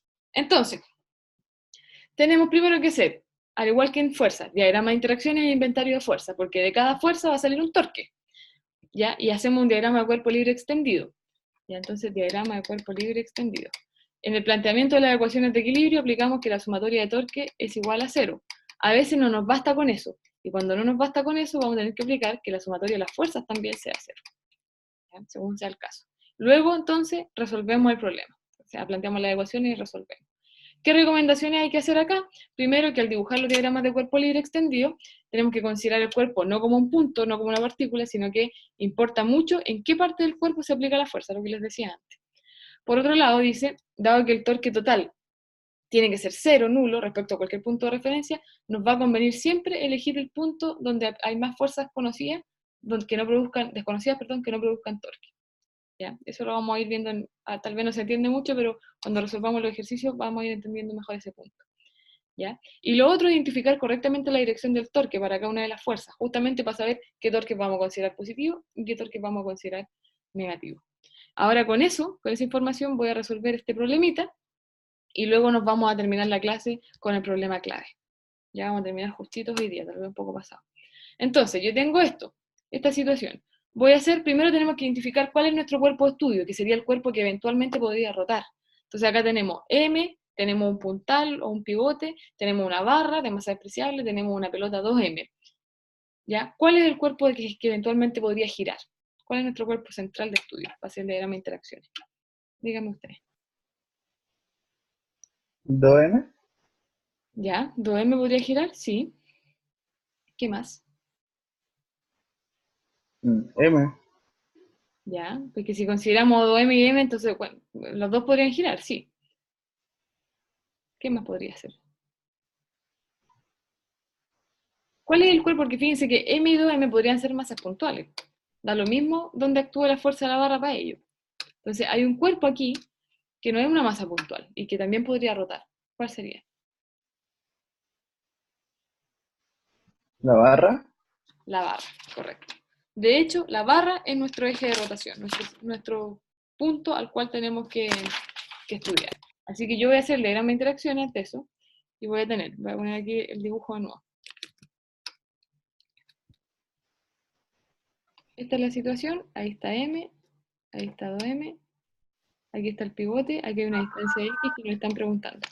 Entonces, en el diagrama de interacciones, yo tengo la barra, ese es nuestro cuerpo central, la barra interactúa con 2M a través de un contacto, interactúa con M, con un contacto también, interactúa con la Tierra, pero tiene masa despreciable, entonces no interactúa con la Tierra, ya es un caso ideal, pero interactúa con este puntal, el pivote, y también tiene un contacto. ¿Ya? Entonces, solo porque la masa de la barra es despreciable no ponemos la interacción con la Tierra, porque en realidad sí deberíamos considerarla, va a los otros casos. Con eso entonces tenemos 3 interacciones, 3 fuerzas. Entonces tengo una fuerza de contacto que hace M a la barra, que sería en el fondo equivalente al peso de la barra, de la pelota en 1, entonces le voy a poner P1, o directamente le voy a poner M, bueno, ya P1. Tenemos una fuerza de contacto que hace 2M a la barra. En el fondo, esa es la reacción de la normal también. Ya, pero le voy a poner P2. Y la fuerza de contacto que le hace el pivote a la barra, que se llamaría normal. Con eso entonces hacemos el diagrama de cuerpo libre extendido. Ahí está la barra. ¿Ya? Voy a situar aquí el eje de rotación donde está el pivote y voy a dibujar las fuerzas. Acá tengo el peso 1, que es el que le hace la primera bolita, el peso 2, que hace la otra bolita, y hacia arriba entonces la normal que me anula translacionalmente eso. Y acá, estas distancias, esta sería X, y la otra sería, bueno, toda la barra mide L, nos dicen que mide L. Entonces ahora voy a calcular cada uno de los torques. Voy a ver el torque para la normal. Tengo el torque de la normal va a ser la R de la normal por la fuerza normal por el seno del ángulo. Entonces, ¿qué? Y en este caso, aquí está la barra, ¿cierto? Aquí está el eje y la normal está aquí. ¿Qué distancia hay entre la normal y el eje? Ninguna. Ninguna, 0. Por lo tanto, la normal no hace torque. Luego voy al peso 1. Entonces, el torque 1 sería el peso 1 por, no, al revés, la distancia R1, ahí, R1 por el peso 1 por el seno del ángulo. Y en este caso, si esa es la barra, ya la voy a hacer así nomás, aquí está el eje de rotación y el peso está actuando acá. Y el R es el vector que va desde el eje hasta el punto donde actúa la fuerza. Ese es el R1, este es el peso 1. Entonces, esta distancia en el problema se llama X. Por lo tanto, de hecho es la incógnita. Esto es X, el peso 1 es mg, y el ángulo que hay aquí es 90. 90. El seno 90 es 1, así que nos queda eso nomás. Entonces acá yo tengo...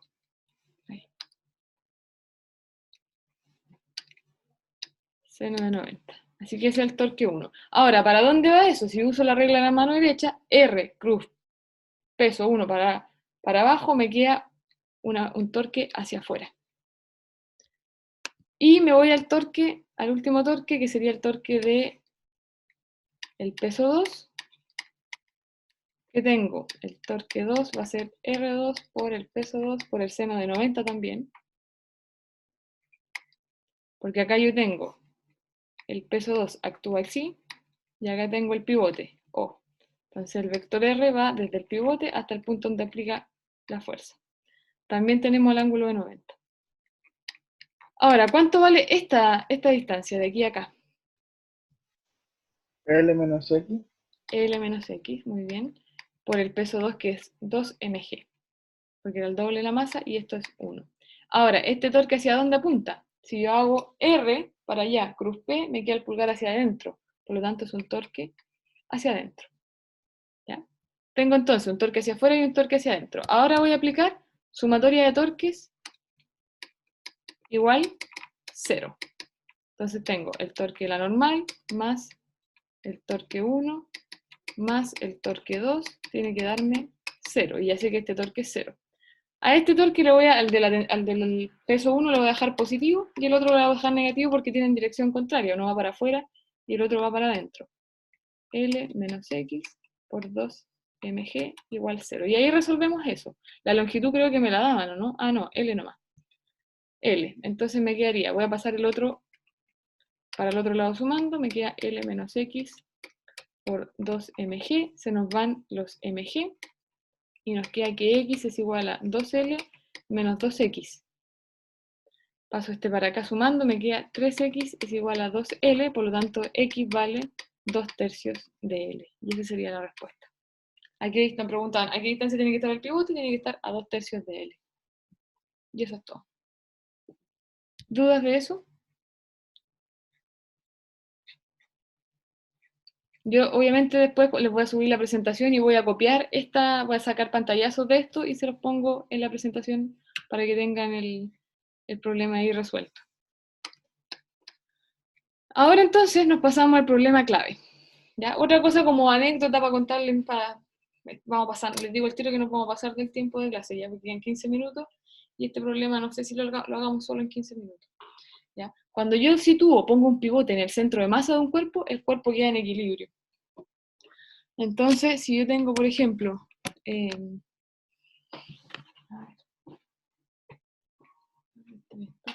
bueno, yo tengo, por ejemplo, una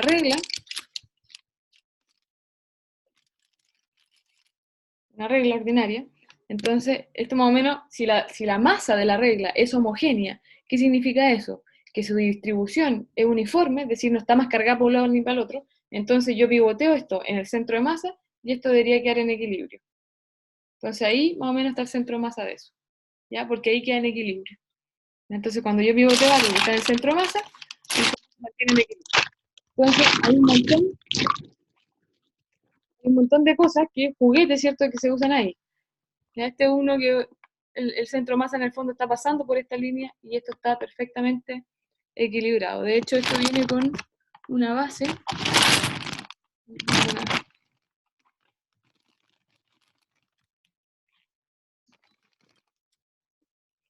Viene con esta base y esto está ahí en equilibrio. ¿Ya? Y otro típico juguete de este tipo son estos pajaritos. ¿Ya? Estos pajaritos, la gracia que tienen es que tienen el centro de masa en esta línea. Yo puedo mirar a contraluz esto, no sé si se ve, pero aquí tienen como unos pesitos. ¿Qué significa eso? Que si yo pongo un pivote aquí, en la cabeza del pajarito, el pajarito queda en equilibrio. ¿Sí? Hay gente que hace unas cuestiones con dos tenedores, un corcho, un palo, un mondadiente y deja un sistema de equilibrio. Hay un montón de cosas que uno puede hacer para esto. Ya estos pajaritos son decorativos nomás, los pueden comprar en AliExpress si quieren. Ya son, de hecho, son súper, súper baratos. Ya, pero eso en el fondo porque el centro de masa de este pajarito está en esta línea. Y ahí está en un equilibrio estable, más encima. Ya, de hecho, este viene con esta base, una pirámide. Esta ahí. Entonces, habiendo visto estos ejemplitos, vamos a pasar al problema final de la clase de hoy.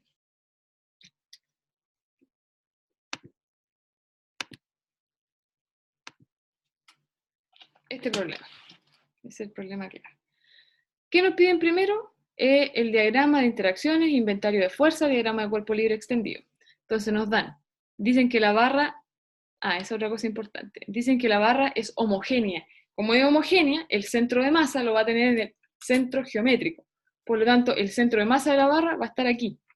Ahí está su centro de masas. ¿Qué significa eso? Que es como si toda la barra fuese, si yo la considerara como un punto, ese punto estaría en esta posición, en la mitad. ¿Ya? Si todo este pajarito yo lo considero como un punto, entonces ese punto estaría concentrado aquí, en la cabecita.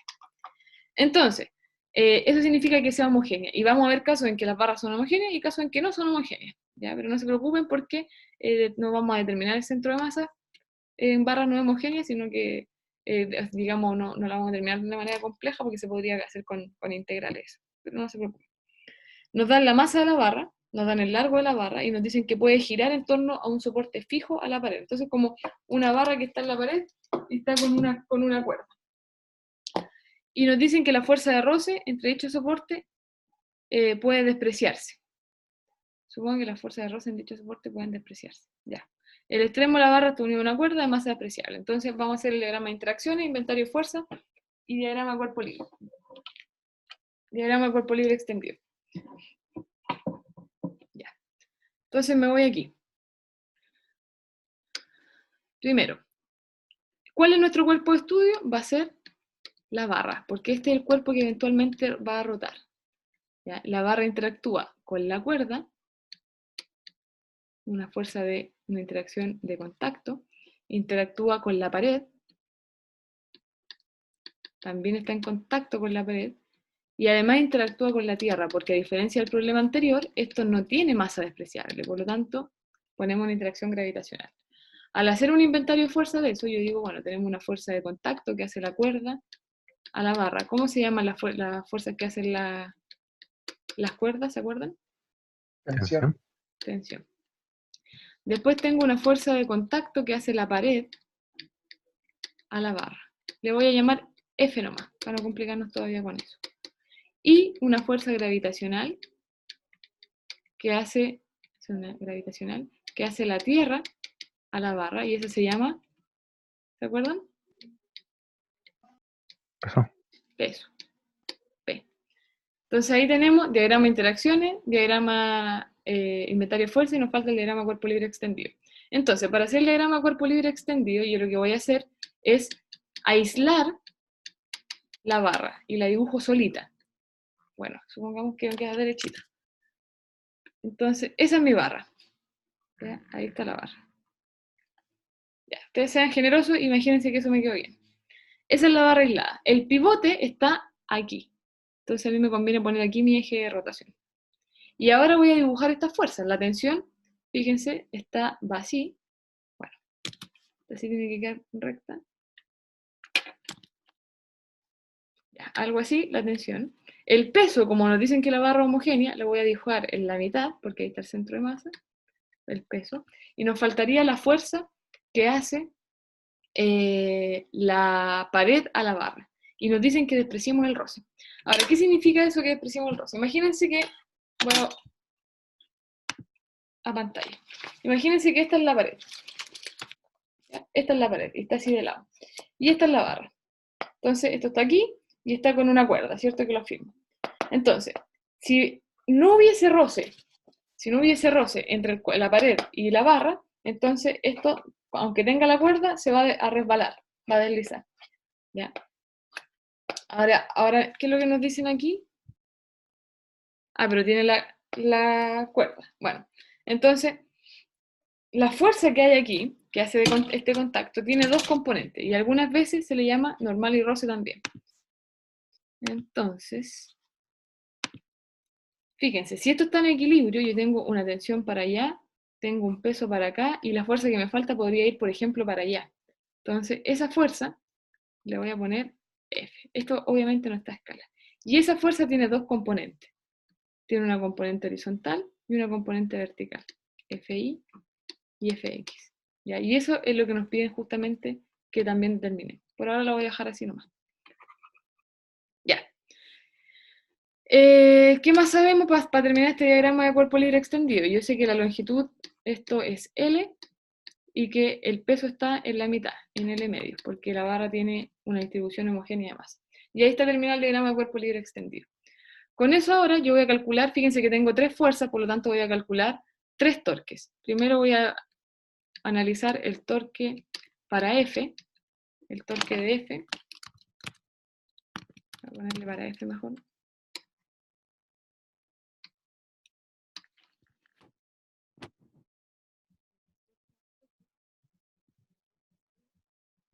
Yo tengo que, esta es la barra, aquí está el pivote, y la fuerza está actuando así.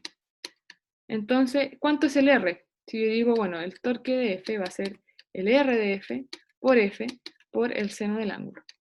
¿Qué distancia hay entre la fuerza F y el eje de rotación? ¿Qué ángulo hay entre la fuerza F?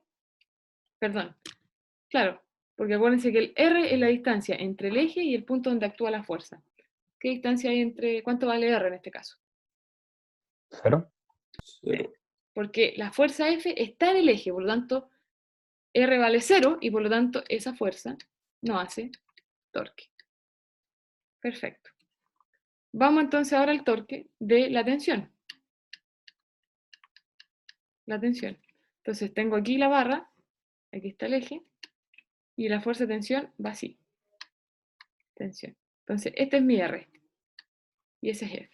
Entonces el torque de la tensión va a ser el R de la tensión por el seno del ángulo.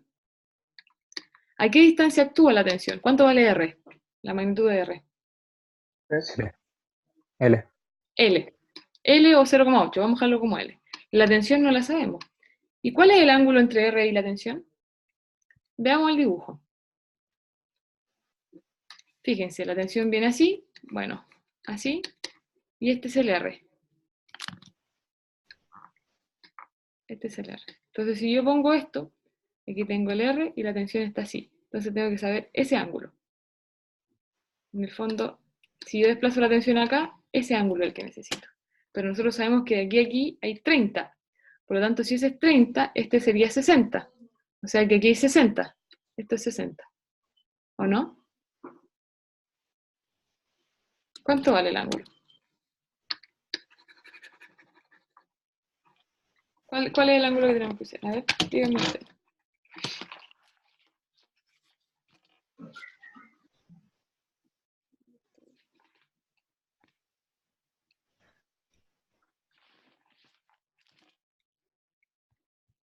¿Lo ven o no?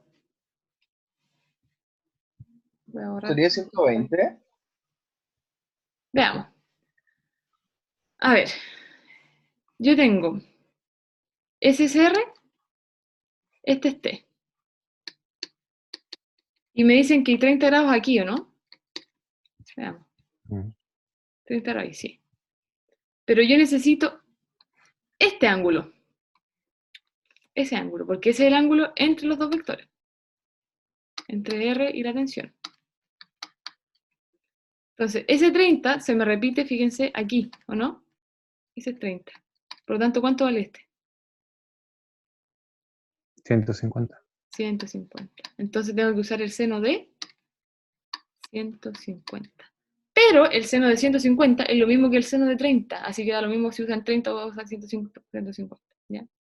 Ustedes, cuando tenga que evaluar esto, a mí me va a dar igual. ¿Ya? Pero en estricto rigor tendríamos que usar el seno de 150. Y el seno de 150 es el mismo seno de 30, que es un medio, ¿no? Sí. Entonces el torque de la tensión va a ser un medio de L por T. O sea, esto vale 0,5. Démoslo como un medio. Y ese es el torque de la tensión. Ahora, ¿hacia dónde va ese torque? Bueno, regla de la mano derecha. Aquí tengo el vector R. Este es el vector R, entonces decimos R cruz T, me queda un torque hacia afuera. Entonces yo digo, la dirección sería esa. Y ahora me voy al torque de la última fuerza, que es el peso. ¿Alguna duda con el torque de la tensión?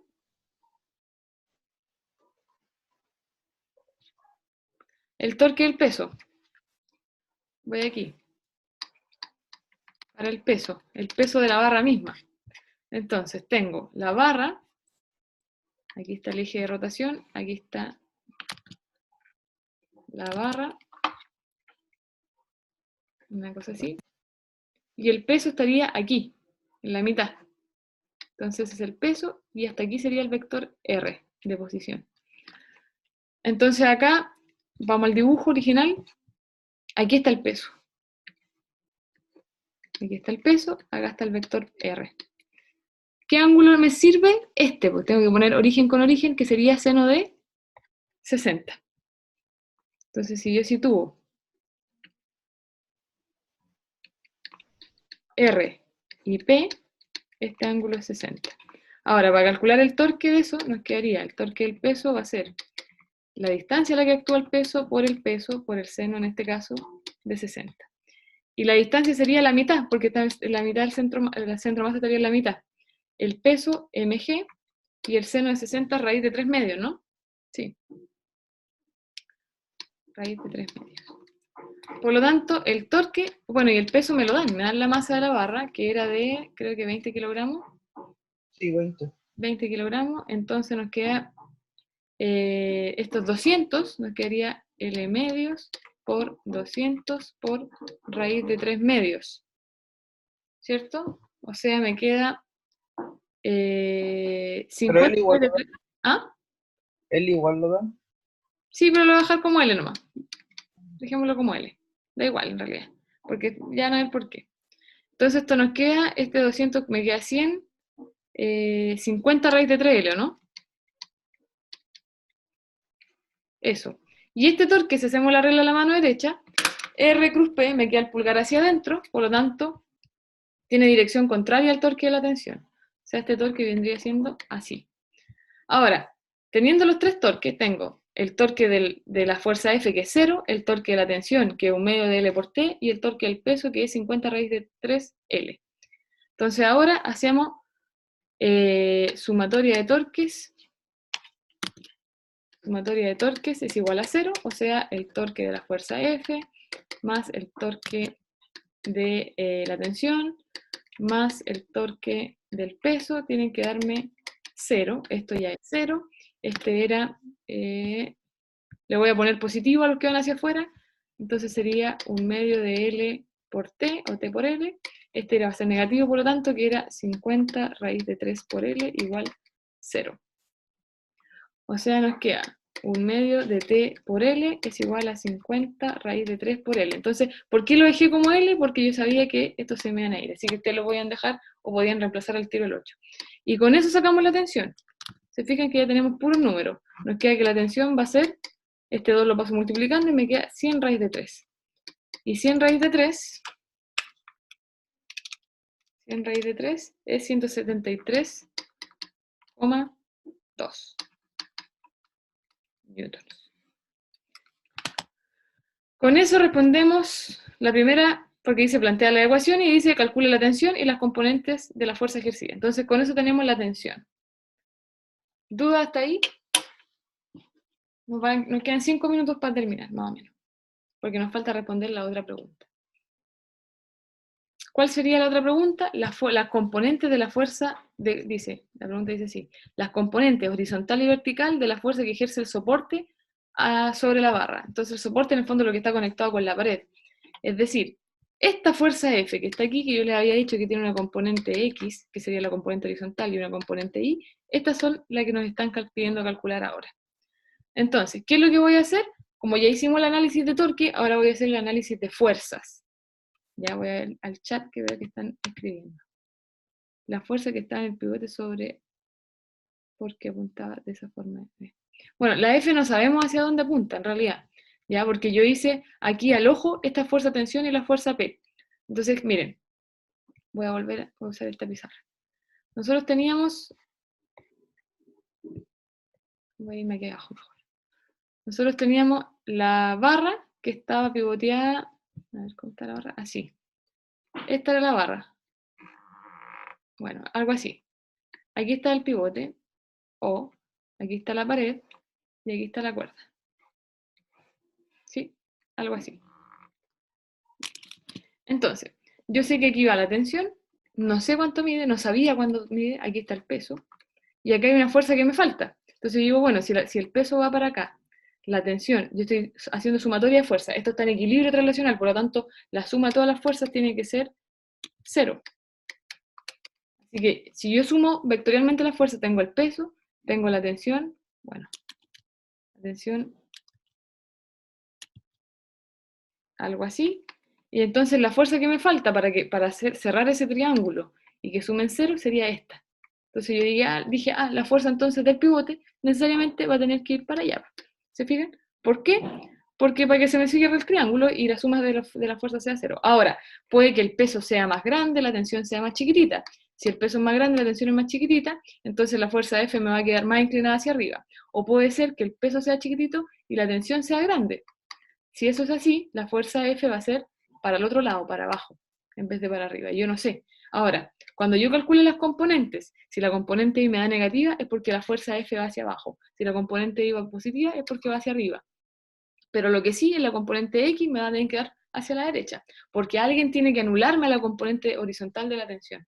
O sea, en el fondo yo tengo una tensión que viene así, está lento esto, tengo una tensión así, tengo un peso para abajo. Entonces, fíjense, la componente vertical de la tensión podría anularme el peso, sí.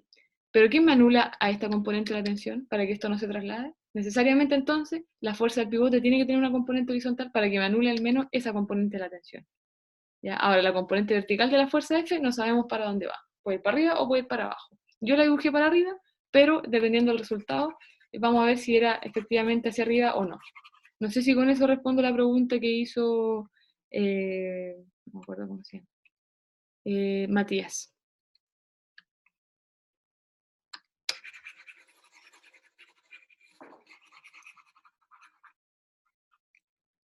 Me voy al chat. A ver.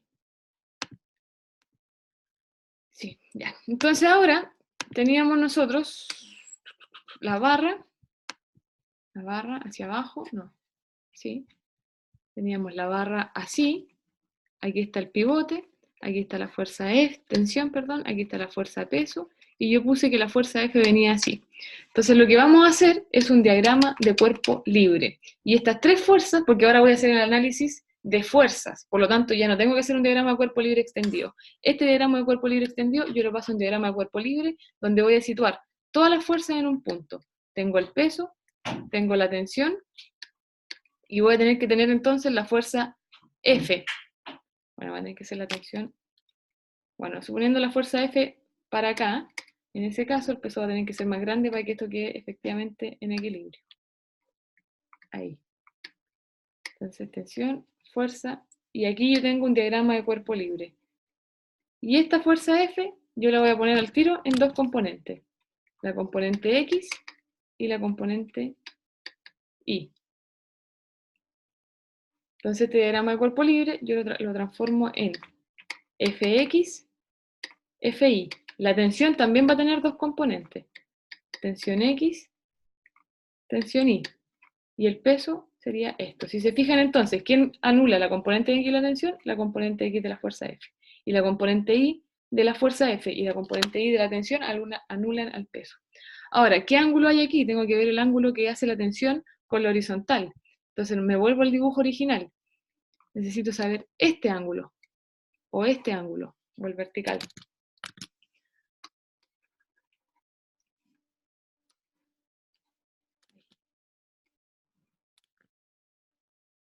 acá.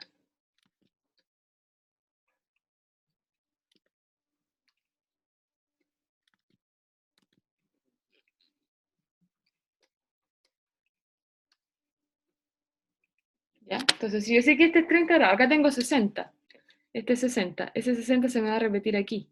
O sea, aquí hay 60, y si aquí hay 30, entonces este vale 30. ¿Qué quiere decir eso? Que el ángulo que hace la cuerda con la vertical es 30. Entonces, en el diagrama de cuerpo libre, este ángulo es 30. Por lo tanto, este vale 60. Con eso, entonces, decimos, bueno, fx va a ser igual a tx, por un lado, y por otro lado, ti más fi va a ser igual al peso. Ahora, ¿cuánto vale tx? Si yo tengo que ese ángulo es 60, tx va a ser t coseno de 60. O sea que fx va a ser t coseno de 60 y la tensión ya la habíamos obtenido, que era 173,2 por el coseno de 60. Y ahí saco tx. Y tx me da... ¿Cuánto les da? 86,6 les dio. Sí. Y TI va a ser igual al... No, pues FI el que andamos buscando. FI va a ser igual al peso menos TI. Y el peso eran 200 newtons menos TI, que sería 173,2 seno de... Ahí. Por el seno de 60. Y eso me da una fuerza ahí de 50 newtons aproximadamente. Y ahí estaría la respuesta, porque nos decían, vuelvo a la pregunta, dice, calcule la tensión, que la teníamos, y las componentes, la horizontal y la vertical, de la fuerza que ejerce el soporte sobre la barra. Y ahí están las dos componentes, Fx y Fi. Si yo quisiera calcular F, va a ser la raíz de 86,6. Bueno, no me están pidiendo eso, pero si nos pidieran, eso nos da aproximadamente 100 newtons. Aunque en realidad la respuesta está hasta ahí. ¿Dudas? De esto se trata la tarea 5, que es la que tienen que hacer la próxima semana. ¿Dudas, chiquillos? ¿Chiquillas? ¿Los que quieren? Ya les pido disculpas porque sale más larga la clase, pero en realidad prefiero ir a ahondar en detalle y que quede más claro aquí, a que queden con dudas. Bueno, si no hay dudas... Sí, Simón, Yo tengo una duda, pero no es como de un ejercicio. Pero es respecto al tema también. dime. En el ejercicio 2 que vimos otro ejemplo, donde había como una barra, como que eso lo ejemplifica mejor. ¿Ese? Igual como no, donde había como una barra horizontal apoyada en el piso. No me acuerdo cuál era bien. Pero lo vimos en un principio. ¿Ese? No. Eso, Ya. O sea, eso. no está apoyada en el piso, esto es una bisagra, es como una puerta vista desde arriba, desde un dron. Ya, pero, pucha, a ver, imaginemos que hay una pared, todo está apoyado y abajo hay una superficie, como un piso. Ya. Ya, la fuerza que ejerce el piso sobre la barra, ¿en qué dirección iría? Porque leí en un libro que la dirección iría como por sobre la barra, pero me parece raro porque a ese punto, por así decirlo, estaría en el aire. Entonces, no sé, me parece extraño. A mí se me hacía más visible como Dice, por si la yo parte tú dices si tengo una barra así, y ahí está el exterior. piso. Y además está apoyado aquí, en dos puntos. Sí. Como una, no sé, por un techo y un piso. ¿Así? Sí, puede ser así. Pero abajo toca como solamente un punto, no toca toda la barra. Sí, todo con puntos, sí. O sea, ahí tú tendrías que decir, ya, bueno, esto tiene su peso, tiene la fuerza que le hace esto, y aquí tendría una, tienes que tener una fuerza que no sabemos para dónde va, pues habría que calcularla. Ah, ya, ya. Pero que esa fuerza era como la que me intrigaba a mí porque decía que va por sobre la barra y no se me asemejaba porque en ese punto la barra no estaba tocando el piso. Entonces, ¿cómo voy a ir en esa O sea, dirección? le dicen que esa fuerza, por ejemplo, va así, no va así a lo largo de la barra. Así va, pero por la parte, por sobre la barra. Bueno, ese si va por sobre o por debajo de la barra depende de las características nomás. No, eso no podemos saberlo hasta que lo calculemos. Ya. Habría sea- que calcular ese ángulo y ahí saber si el ángulo es mayor al ángulo que hace la barra con el piso o menor. Ya sí lo entiendo. ¿Ya? Pero, Eso va a depender de cada problema nomás. ¿cómo? Sí, va a depender de cada problema. Sí. De hecho, Ya. para los problemas de la próxima clase, que estos son los que vamos a hacer el martes, son 4 problemas. Acá tenemos una barra que está colgándole 3 cosas.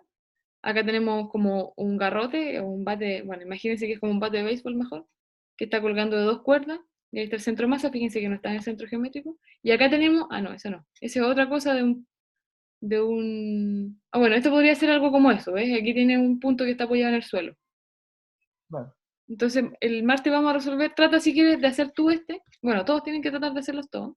Y acá tenemos otro, mira, son 5 problemas. Este es un bate que está apoyado por arriba y por el piso.